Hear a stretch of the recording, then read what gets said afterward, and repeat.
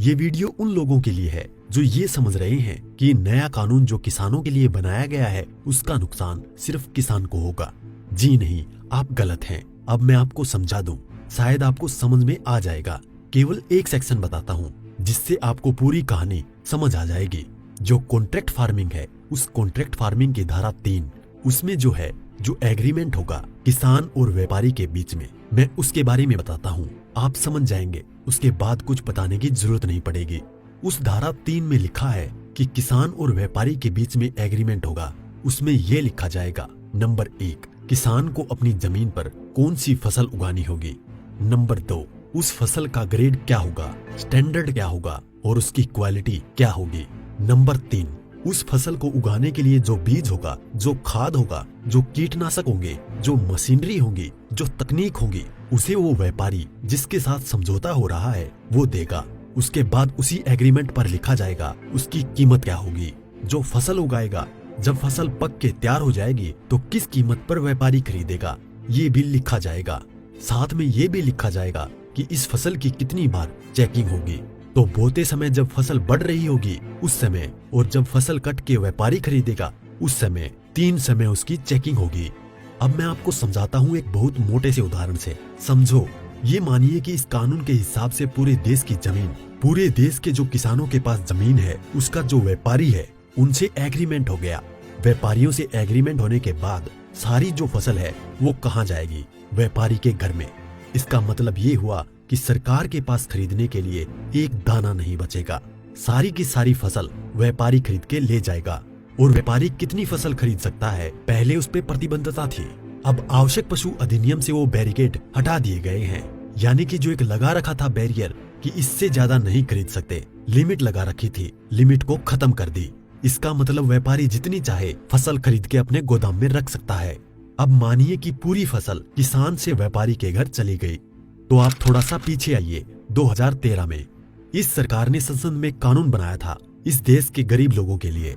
82 करोड़ गरीब लोगों के लिए नेशनल फूड सिक्योरिटी एक्ट यानी राष्ट्रीय खाद्य सुरक्षा कानून के तहत 82 करोड़ लोगों को 3 रुपए किलो चावल, 2 रुपए किलो गेहूं और 1 रुपए किलो मोटा अनाज देना था। अब मैं आपसे सवाल पूछता हूँ, अब समझिए, आप सब कुछ जब सारा अनाज व्यापारियों के पास चला गया, सरकार के पास कुछ नहीं है, तो सरकार इन 82 करोड़ लोगों को कहां से अनाज दिलाएगी, पहले तो ये बताएं। इसका मतलब जो 82 करोड़ गरीब सरकार की मदद पर निर्भर था वो खत्म हो गया। मतलब आप कह रहे हैं कि किसानों के खिलाफ बिल है, किसानों की भलाई की बात कर रहे हैं, किसानों के खिलाफ लोग समझ रहे हैं। नहीं, ये पूरे देश के खिलाफ है। इससे 82 करोड़ गरीब खत्म। देश में 5 लाख जो राशन की दुकानें हैं वो भी खत्म। 5 लाख राशन की दुकानों में कुछ रोजगार भी मिलता होगा, वो भी खत्म। अब इसके बाद आप आ जाइए कि जब किसान को सारी चीजें, जो खाद भी है, बीज भी है, कीटनाशक भी है, मशीनें भी हैं, तकनीक भी है, वो व्यापारी जिससे समझौता हुआ है वो ही देगा। तो जो व्यापारी ये काम करते हैं, कोई खाद बेचता है, कोई बीज बेचता है, कोई मशीन बेचता है, तो कोई कीटनाशक बेचता है, वो व्यापारी भी खत्म। तो आपने व्यापारी खत्म कर दिए, गरीब मजदूर खत्म कर दिए, और किसानों को आपने बंधक बना दिया, मजदूर बना दिया, गुलाम बना दिया। कैसे? अब मैं बताता हूँ। जब किसान की जमीन पर एग्रीमेंट हो गया तो किसान चाहकर भी अपनी जमीन में मानो मक्का बोए हुए है, मक्के से एक बूटा तोड़ के नहीं खा सकता। आज की तारीख में तो खेत में जाओ और एक नहीं 10, 20, 50 जितने बूटे तोड़ के खाने हैं खाओ, खूब सेक के, रिश्तेदारों को भी ले जाओ। साथ में गन्ना अगर बो रखा है, एक गन्ना नहीं खा सकता। क्यों? क्योंकि व्यापारी से समझौता है। अगर एक गन्ना टूट लिया तो फिर उसके बाद व्यापारी से लड़ते रहो, आप एसडीएम के यहाँ, एडीएम के यहाँ। मतलब ये है कि अपनी ही जमीन पर किसान अपने लिए, अपने बच्चों के लिए अगर मन करता है, जो फसल किसानों ने उगाई है, किसानों की मेहनत है, उसमें से एक दाना नहीं ले सकता। ऐसे कानून का क्या करेगा किसान? और इस कानून ने व्यापारी खत्म कर दिया, इस कानून ने मजदूर खत्म कर दिया, और साथ में जो किसान है, किसान को इतनी भी मोहलत नहीं दी गई। आज की तारीख में तो किसान किसी भी जगह से दूर जाकर, यहाँ से ठीक नहीं मिला तो वहां से ले, वहां नहीं मिला तो वहां से ले, यहाँ से कम नहीं मिला तो यहाँ से ले।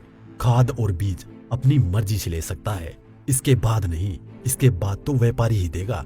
इसका मतलब ये हुआ कि चंद व्यापारियों के हाथ में पूरा देश जाने वाला है। और जब व्यापारी के साथ में समझौता हो गया तो कोई भी बैंक किसान को लोन नहीं देगा। इसका मतलब ये हुआ कि अगर उसे पैसे चाहिए किससे लेगा? एक ही रास्ता बचा है, उस व्यापारी से।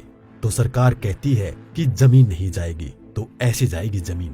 और उसी व्यापारी से जब वो कर्जा लेगा, धीरे धीरे कर्जा बढ़ता चला जाएगा और कर्जा बढ़ता चला जाएगा, व्यापारी का ब्याज बढ़ता चला जाएगा। लिहाजा जो किसान है अपनी ही जमीन उस व्यापारी को बेचने पर मजबूर हो जाएगा। अब थोड़ा सा पीछे जाओ, आपको ले जाता हूँ 1947 से पहले। उस समय क्या था? इस देश में जो साहूकार होते थे वो ऐसे ही करते थे। किसान को पैसा दिया, वो पैसे पे इतना ब्याज पर ब्याज पर ब्याज पर ब्याज किसान की पीढ़ियां गुजर जाती थी, कर्ज नहीं उतरता था और सारी जमीन जो है वो साहूकार के यहाँ पे चली जाती थी। मदर इंडिया और धर्मेंद्र जी की गुलामी जैसी फिल्में देखें आप। और अगर पढ़ना हो तो गोदान पढ़ो मुंशी प्रेमचंद जी की। पहले वो अपनी ही जमीन पर बंधुआ मजदूर बनेगा, उसके बाद में अपनी ही जमीन बेच जाएगा। ये है इस कानून का परिणाम जो आगे तक नजर आता है। इसलिए ये कानून पूरे देश को तबाह करने वाला है। अब एक चीज और रह गई, उसे भी बता दूं। जो मध्यम वर्ग के लोग जो आज रोटी खा रहे हैं, जब व्यापारी सारा अनाज अपने गोदामों में बंद कर लेगा, तो वो जो आज उसने लिया जिस दाम पे उससे 6 गुना 7 गुना 8 गुना दाम पर बेचेगा। तो जो मध्यम वर्ग के लोग जो घरों में बैठे हैं उनको इस आंदोलन में बाहर आना चाहिए। जो अनाज, ये आटा 20 रुपए से 25 रुपए 30 रुपए किलो मिल रहा है, वो ही इस कानून के लागू होने के बाद वो आटा, वो अनाज उन्हें 50 से 6 गुना दाम पर मिलेगा। 100 रुपए 125 रुपए 150 रुपए किलो मिलेगा। तो असर किस पे पड़ेगा? एक भी व्यक्ति नहीं बचेगा जिस पर इस कानून का असर ना पड़े। इसलिए मैं कहता हूँ कि ये किसानों के विरोध में नहीं है, देश को तबाह और बर्बाद करने के लिए है। इतना सब कुछ पता होने के बाद भी अगर आप किसानों का साथ नहीं देते हैं तो आगे आपकी मर्जी।